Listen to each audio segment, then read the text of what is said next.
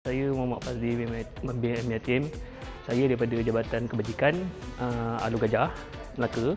Okey, berkenaan dengan job scope saya ni, saya lebih kepada pegawai media sosial lah di jabatan. Jadi banyak menggunakan video dan picture lah untuk buat editing.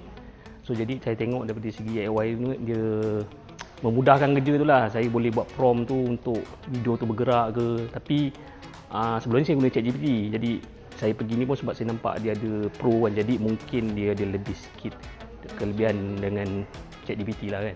Saya rasa memang penggunaan Gemini ni, AI ni memang sangat bagus lah untuk jabatan. Sebab dia memang mudah kan lah.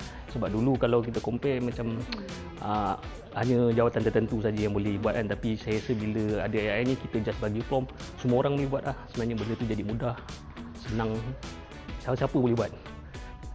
Saya lebih, kalau macam saya lebih nak buat untuk video corporate lah, yang lebih baik, lebih gempak sikit lah. Yang mungkin lebih menarik lah kalau kita compare daripada sebelum ni. Buat guna ChatGPT pun kadang-kadang dia tak berapa ni, tapi kalau mungkin Pro ni dia boleh dia upgrade sikit dia punya ni, mungkin kita dapat lagi yang terbaik lah untuk image corporate jabatan kita.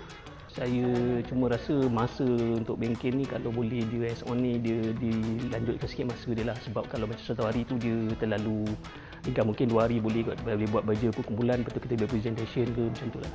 Saya rasa lebih better lah.